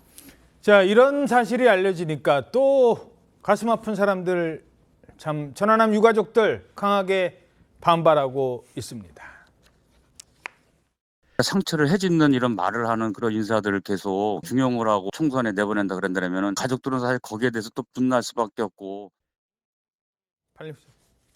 자, 뭐 이 논란뿐만 아니라 지금 86세대의 논란이 많은데 86세대, 민주당 86세대가 지금 상당수가 출마 준비 중이라고요? 네, 그렇습니다. 저희도 신문에서도 한번 이제 명단을 쫙 뽑아봤는데 167명 중에서 이른바 86세대가 70명입니다. 굉장히 많죠. 네, 근데 이 사람들 중에서 공식적으로 불출마 의사를 표방한 사람은 지금 사선의 우상호 의원 정도이고 예. 나머지는 사실 대부분 출마를 준비를 하고 있고 지금 이른바 이 물갈이 움직임에 맞춰서 노골적으로 또 반기를 드는 사람도 있습니다. 대표적인 인사죠. 한양대 총학생회장 출신 임종석 전 실장 같은 경우에 뭐 우리의 그 여튼 지금까지의 그 역사적인 흔적에 돌을 던지지 마라 뭐 이런 식으로 나서기도 했습니다. 돌을 던지는 건지 아니면 그만큼 했으면 이제는 물려줄 때가 됐지 않았느냐라는 비판인지 좀 더 들여다봐야 될 것 같습니다. 오늘 정치권 관련 소식은 이 정도로 하죠. 어제 워낙 큰 이 사고가 발생을 해서 이 소식 다루겠습니다. 다음 소식입니다. 마약 투약 혐의로 경찰 수사 받아왔던 배우 이선균 씨가 유서를 남기고 숨진 채 발견됐습니다. 성민혁 기자가 먼저 전해드립니다. 배우 이선균 씨 빈소가 마련된 서울대병원 장례식장입니다. 영정사진 주위로 하얀 국화꽃이 놓였습니다. 밤늦은 시간까지 조문 행렬이 이어졌습니다. 고인과 함께 작품을 찍은 배우 조진웅 씨를 비롯해 조정석, 유연석 등 동료 배우와 영화계 인사가 고인의 마지막 가는 길을 배웅했습니다. 고 이선균 씨는 어제 오전 10시 반쯤 차 안에서 숨진 채 경찰에 발견됐습니다. 유서 형식의 메모를 남긴 뒤 연락이 끊겼다는 매니저의 신고를 받은 뒤였습니다. 이 씨는 지난 10월부터 여러 차례 마약을 투약한 혐의로 경찰 수사를 받았습니다. 불미스러운 일에 연루되어서 많은 분들께 큰 실망감을 드린 점 진심으로 사과드립니다. 죄송합니다. 세 번째로 경찰에 소환된 23일엔 19시간 동안 밤샘 조사를 받기도 했습니다. 이 씨는 경찰 조사에서 수면제인 줄 알았다며 마약을 투약했다는 증거는 유흥업소 실장의 진술뿐이라고 억울함을 호소했습니다. 이 씨에 대한 국과수의 마약 정밀 검사 결과는 음성으로 나왔고 이 씨는 숨지기 하루 전 경찰에 거짓말 탐지기 조사를 해달라며 의견서도 냈습니다. 일각에선 경찰이 뚜렷한 물증도 없이 계속 반복 소환에 무리한 수사를 한 게 아니냐는 지적도 나왔습니다. TV조선 성민혁입니다. 향년 48세라고 합니다. 자, 이선균 씨 어떻게 발견이 된 거예요? 네, 우선 고인의 명복을 빈다는 말씀 드리고 싶고요. 어제 많은 분들이 비통해 하셨습니다. 사망 소식은 어제 오전 전달이 됐었는데요. 어제 오전에 자신의 SUV 차량에서 숨진 채 발견이 됐습니다. 먼저 10시 10분경에 이제 매니저를 통해서 집을 나갔고 유서로 추정되는 글이 발견됐다, 연락이 닿지 않는다라는 경찰이 신고가 있었고요. 어허. 경찰이 이제 차량 번호나 이제 휴대전화 기지국 정보를 통해서 20분 만에 이선균 씨의 어떤 소재를 파악했지만 예. 이미 발견 당시에는 이제 의식이 없는 상태였고 종로구의 모 주차장에서 발견이 된 상태였습니다. 경찰은 배우 이선균 씨가 극단적 선택을 한 것으로 추정하고 있고요. 다만 구체적인 사망 경위를 조사하고 있지만 지금 일단은 타살의 정황이 없고 유가족들이 부검에는 동의하지 않고 원치 않기 때문에 부검은 실시하지 않을 계획이라고 합니다. 예. 자, 이선균 씨는 지난 10월 마약 혐의가 불거진 이후 3번의 경찰 조사를 받았는데요. 마약 투약 혐의를 부인하며 억울함을 호소해 왔었습니다. 이런 불미스러운 일에 연루되어서 많은 분들께 큰 실망감을 드린 점 진심으로 사과드립니다. 죄송합니다. 오늘 조사 성실히 임했고요. 이제 앞으로 경찰에서 저와 공갈범들 사이에 어느 쪽이 진술의 신빙성이 있는지 잘 판단해 주시기를 부탁드리겠습니다. 마약 투약 혐의는 인정하시는 건가요? 예, 오늘 경찰 조사에서 다 성실하게 말씀드렸습니다. 고의로 마약 투약했다는 혐의는 아직도 부인하세요? 예, 그것도 다 경찰에서 했습니다. 자, 이러면서 최근에는 거짓말 탐지기 조사도 요구했었잖아요. 네, 이선균 씨는 1차, 2차, 3차 조사까지 받았고요. 국과수의 정밀 감정도 여러 차례 받았습니다. 이 조사 과정에서 일관되게 주장했던 것은 이 마약인지 모르고 유흥업소 실장이 속여서 수면제로 알고 투약했다. 4번 만난 사실은 있지만 마약인 줄 알고 투약한 적은 없을 뿐만 아니라 한 차례 정도 이제 마약과 관련한 어떤 행위가 있었지만 마약인지 몰랐다라고 고의성을 부인하고 있었고요. 예. 오히려 이 유흥업소 실장으로부터 공갈, 그러니까 협박을 통해서 3억 5천만 원의 피해를 봤다. 피해자다 이렇게 호소한 사실이 있습니다. 3차 조사에서는 한 19시간 정도 고강도 조사가 있었던 것으로 알려지고 있는데 이 조사 과정에서 이제 말씀드린 것처럼 진술의 신빙성을 이야기하면서 내 이야기를 들어달라 이런 주장을 했던 것으로 보이고요. 그 다음 날은 나와서 변호인을 통해서 이제 거짓말 탐지기 조사라도 받겠다. 내 말을 믿어달라 억울함을 호소하기도 했습니다. 예. 자, 이러면서 일각에서 이 연예인이기 때문에 이 마약 혐의 사실이 알려지는 것만으로도 지금 뭐 영화라든가 광고라든가 엄청난 피해가 오는데 경찰 수사의 방식이랄까 이런 거에 대해서 논란이 제기되기도 했어요. 그렇습니다. 이 혐의 사실이 처음 알려진 건 지난 10월 19일인데요. 한 매체에서 토스타가 마약 혐의로 내사 중이다라는 보도가 나온 이후에 굉장히 이례적으로 경찰에서 토스타 배우 40대 엘모 씨를 조사 중이고 내사 중인 게 사실이다 이렇게 밝혔습니다. 예. 사실 내사라는 건요. 정식 입건되기 전에 수사에 돌입한 것도 아니고 수사를 할지 말지 여부를 저울질하는 단계라고 보시면 되거든요. 그러니까 그 단계에서 알려진 게 상당히 좀 이례적이다. 이런 반응이 나왔고요. 사실 엘모 씨라고 했지만 인터넷상에서 이성균 씨로 이 좁혀지는 부분이 있었고요. 실제로 소속사가 즉각 엘 씨는 이성균 씨가 맞다라고 혐의를 받고 있다는 사실을 인정을 한 뒤에 사실상 공식적으로 연애 활동은 중단이 되게 된 상황이었습니다. 예. 그리고 첫 조사 역시 좀 유명인인 점을 감안하더라도 이제 비공개가 아닌 공개 소환 방식으로 이루어졌습니다. 물론 경찰도 여기에 대해서 입장을 밝혔어요. 네, 강압 수사는 없었고 또 적법하게 수사를 했다라는 입장이고요. 이성균 씨가 이제 조사를 받으러 나올 때 변호인도 2명을 대동했기 때문에 인권 침해라든가 강압적인 절차로 수사를 한 바는 없다라는 게 경찰의 공식적인 입장입니다. 예. 자, 그런데 이성균 씨 사건에 등장하는 여성이 있었습니다. 이 여성이 그러니까 본인은 마약인 줄 알고 뭐 수면제인 줄 알고 마셨는데 나중에 마약이었다. 아니다, 우리는 마약을 주는 거다. 뭐 이러면서 협박하고 막 그랬었다는 사건이잖아요. 5천만 원을 뜯어냈다는 이 20대 협박범 여성이 도주를 했대요. 그러다 나중에 잡히기는 했는데 이건 또 무슨 일이에요? 네, 이성균 씨가 이제 고소한 공갈죄의 이제 피의자로 A 씨와 B 씨가 특정이 되어 있는데요. A 씨는 유흥업소 실장이고 B 씨는 20대 여성으로 알려지고 있습니다. 즉 협박한 사람 중에 B 씨라는 20대 공범에 대해서 26일 구속영장 실질심사가 진행될 예정이었거든요. 그런데 당일 특별한 사유 없이 불출석하고 나타나지 않은 겁니다. 예. 경찰이 즉시 소재 파악에 나섰고요. 그 다음 날인 27일 이 사전 구속영장과 함께 발부된 구인영장에 의해서 체포됐다라는 것이고요. 이 체포돼서 신변이 확보됐기 때문에 영장 실질 심사를 거쳐서 구속의 필요성이 있다고 한다면 구속 수사가 가능할 것으로 보입니다. 예. 이 여성이 유흥업소의 이른바 실장이라는 사람인데 지금 뭐 이성균 씨뿐만 아니라 거기 뭐 손님 뭐 이렇게 오는 사람들과 여러 그 관련성이 있어요. 그러니까 어떻게 보면은 마약 사건의 핵심 인물 가운데 한 사람인데 왜 얼마 전에 그래서 그 의사도 조사받았잖아요. 여기다가 마약 갖다 준 혐의로.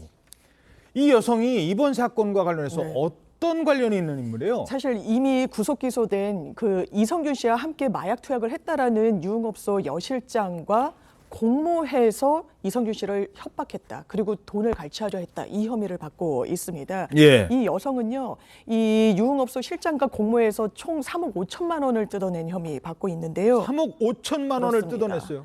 이 JTBC 보도에 따르면 일단 이 20대 여성 유흥업소 실장과 이웃지간이었다는 겁니다. 위아래층으로 살면서 친분관계를 쌓았고요.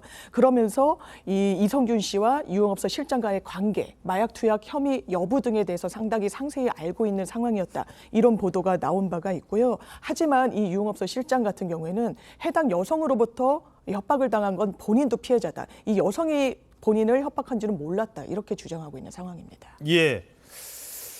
자, 결국 많은 분들의 사랑을 받던 배우는 세상을 떠났습니다. 기생충 많이 아시는 뭐 상까지 받았던 세계적인 영화잖아요. 이성균 씨의 사망 소식을 국내는 물론이고 해외 언론들도 주요 소식으로 전하고 있습니다. 이 꿈 같은 일을 현실화시켜 주신 감독님께 진심으로 감사드리고 그 무대에 오를 수 있었다는 자체가 너무 영광이었습니다. 너무 멋지고 아름다운 패키지 여행이 오늘로 마무리 지어지는 것 같고요. 저희의 결과가 뭐 일시적인 관심이 아니라 한국 영화의 큰 밑거름이 되었으면 좋겠습니다. 자, 배우 이성균 씨, 저 인터뷰할 때만 해도 뭐 한국 영화를 이끌어가는 그 기라성 같은 정말 배우 중에 한 사람이었잖아요. 그렇습니다. 이 75년생 이성균 씨는요, 한예종 연극가 출신이고요. 2001년도 뮤지컬 로키 호러쇼로 데뷔를 한 이후 뮤지컬의 여러 무대에 서다가 드라마로까지 영역을 넓히면서 활동 반경을 넓혀왔습니다. 예. 특히 2007년도는 이성균 배우로서 상당히 좀 기념할 만한 해인데요.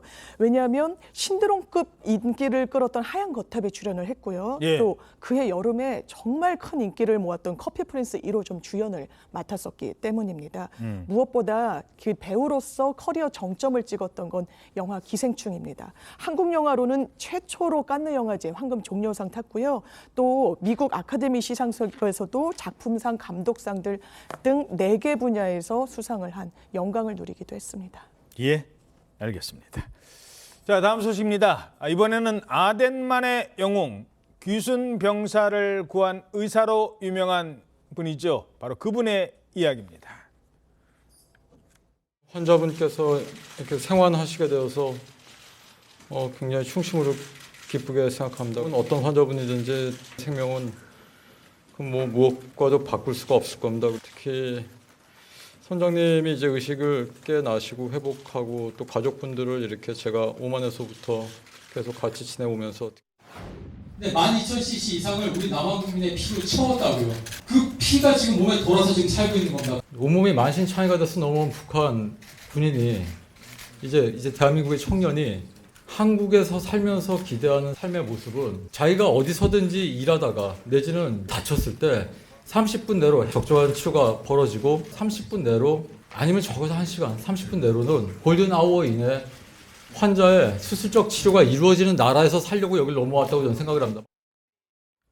네, 요즘 외과 이른바 인기학과로 의사들 의대생들 지원하지 외과도 잘 안 가려고 하는 왜 힘드니까 그런 사람들이 많았는데 그래도 이국종 교수 덕분에 외과를 꿈꾸는 그런 의사들도 좀 많다고 합니다. 많아지고 있다고 합니다. 아직도 부족하지만.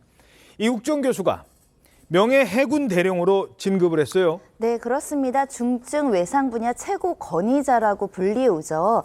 말씀하신 대로 명예해군 대령으로 진급을 했을 뿐만 아니라 국군 대전 병원장으로 취임했다라는 소식입니다. 이 국방부가 그 국군 대전 병원장으로 임명하고 명예해군 대령으로 이제 진급시켰다고 밝혔는데요. 예. 일단 외상외과 전문의로서의 어떤 능력과 그리고 더불어서 군 의무 분야에 대한 어떤 훈련에 참가하면서 이 전문성을 높게 평가했다. 이런 임명 배경을 설명을 했는데요. 그간에 이제 해군의 순항훈련이나 해상 드론을 활용한 조난자 탐색 구조 훈련 등에 열심히 이제 참여를 하면서 군 의료 체계 개선을 위해 많은 조언을 해왔다는 사실이 알려지고 있고요. 예. 앞으로도 군 의료 체계 개선에 기여할 것으로 예상된다는 게 국방부의 설명입니다. 아, 정말 군복도 정말 잘 어울리시는 것 같아요. 물론 의사 선생님 복장이 제일 잘 어울리겠습니다만 정말 고맙습니다. 이스라엘과 하마스 전쟁 발발한 지 벌써 6달 가까이 됐습니다. 그런데 주한 이스라엘 대사관이 이 전쟁의 참상을 알리겠다며 영상 하나를 올렸다는데 참 이게 하루 만에 삭제되는 일이 있었습니다. 일단 어떤 영상인지 먼저 보시죠. 준비 다 했어? 응. 우리 하윤이 크리스마스 장갑 낄까? 응. 어둠의 감사. 먼저 봤어요?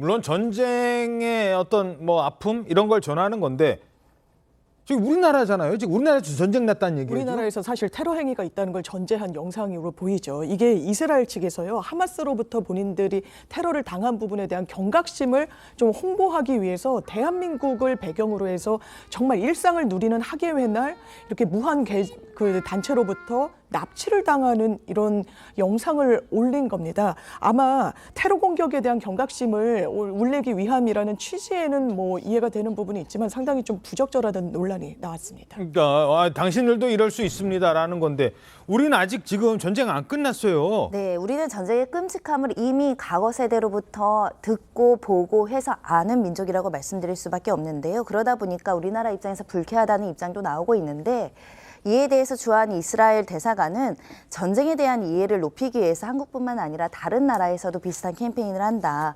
한국인들을 불편하게 만들려는 의도는 없었다라고 설명하고 있습니다. 예, 알겠습니다. 저희는 1분 뒤에 돌아오겠습니다. 오늘 아침 대한민국 잘 보이셨습니까? 오늘 하루 당신의 대한민국 신통방통이 응원해드리겠습니다. 여러분 고맙습니다.